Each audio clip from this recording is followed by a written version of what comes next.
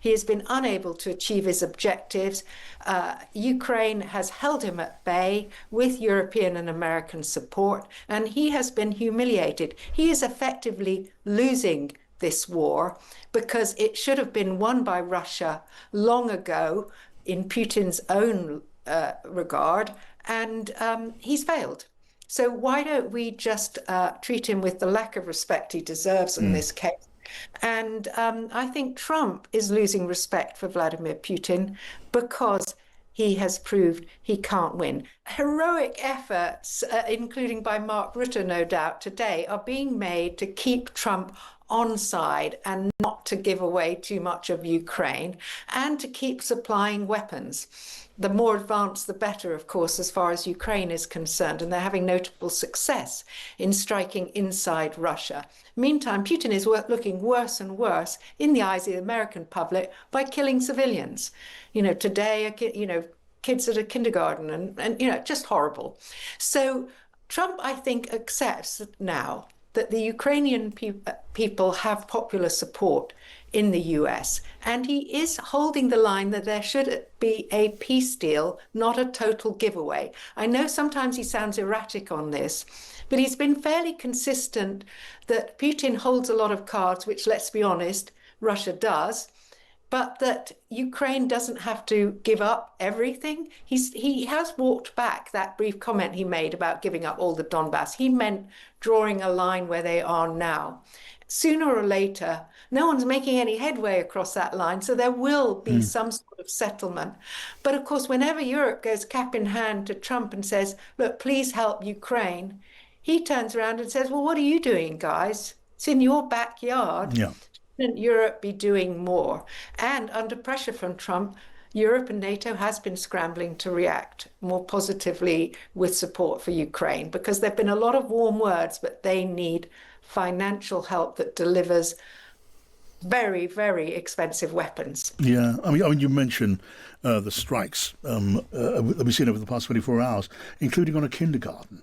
It is, and this is a very serious point.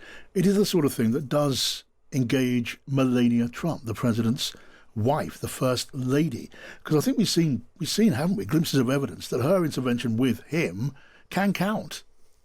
That's right. She's been having a sort of back channel to Vladimir Putin over these terrible kidnappings of young Ukrainian children, some of whom have been adopted by high-ranking Kremlin officials, by the way. Yeah. And it's very disturbing, and that is a categorical war crime. And at the moment, Russia is continuing to carry out war crimes to such an extent, by the way, that if that Budapest summit had gone ahead, Vladimir Putin was going to have to take an awkward flight route to Hungary so that he couldn't be interdicted in the air. So I doubt he would have been, but it's an interesting point that he is a wanted man for war crime, and he is continuing to abuse his power in this way. So Melania Trump's intervention is helpful. I think she's been useful behind the scenes in opening Donald Trump's eyes to that kind of monster that Putin is. Trump loves autocrats, but she knows what it's like to grow up under a bully. She grew up in Slovenia when it was part of the Soviet Union. Yeah, Mikey. I'm reading between the lines of what the White House has been saying about the discussions between Rubio and Lavrov with regard to the meeting going ahead in Hungary. It seems to me like Putin's position has not softened at all. He still doesn't think it's a real war. He thinks it's a special operation, and that was reflected in some of the reporting over the weekend that was quite alarming about how the Zelensky meeting went on behind closed doors and what Trump was saying to him. I was just wondering if you think that that there is any hope of Putin softening his position. Is there anything that can bring him to the table in a good faith way? Well, Putin is not known for his good faith, and he's going to delay and take advantage of the situation as much as he can. But actually, why don't we stop bigging up Putin and has stopped talking about how Ukraine has humiliated Putin. He wanted to take over Ukraine in a couple of days. Donald Trump would have been fine with that. He would have admired it, I'm sorry to say. But Putin is looking like a small man with each day that passes when he is unable, after years of war, call it what you like, special operations, it's war and hell out there. He has been unable to achieve his objectives. Ukraine has held him at bay with European and American support, and he has been humiliated. He is effectively losing this war because it should have been won by Russia long ago in Putin's own regard, and he's failed. So why don't we just treat him with the lack of respect he deserves in this case? And I think Trump is losing respect for Vladimir Putin because he has proved he can't win. Now, Trump has, did beat up on Zelensky. He wants Zelensky to make territorial compromises, which Zelensky doesn't want. He's trying all kinds of ways, to soften him up. It's not pretty to see, I'm sorry to say.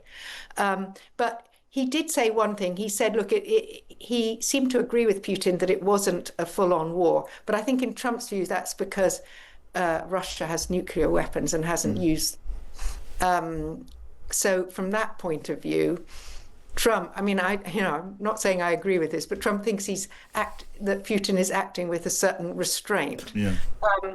In that regard, thank goodness. Yeah, the argument that it's time to call Putin's bluff is such an important one, and in so many ways, I think, quite a persuasive one. I spoke yesterday to Kurt Volker, who's a former U.S. ambassador to the United Nations and to NATO, and he deployed the argument that it's time to call his bluff. It's time this coalition of the willing, which is now being called by some the coalition of the waiting, or the coalition of the unwilling. It's time for those boots to go in and set themselves on the ground in Ukraine, not fighting on the front line, but training in the west of the country, out of normal reach of Russia, unless they were deliberately targeted, and in that way just challenge Putin, say that we're doing that, we're giving them the backing, and we are here, and we're gonna stay. And that got backing also from General Ben Hodges, who's the former Supreme Commander of the US Army in Europe, saying, look, what are we waiting for? We waited too long to do that and other things. But of course, Kate, the leaders of the coalition of the willing, probably including our own,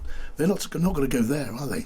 Yeah, I totally sympathise. You've got to be a bit more creative as the NATO alliance, as the West, in how we're supporting Ukraine. You hear the same arguments again. We're going to sanction Russians, but it doesn't seem to be doing much, or we need to unfreeze these assets. Well, it's a matter of will, surely. Why haven't we unfrozen these assets and given the money to Ukraine? Well, each week it sounds like it might happen, but the point is it still hasn't happened, and it's in European, EU mainly bank accounts, so it's a matter of will.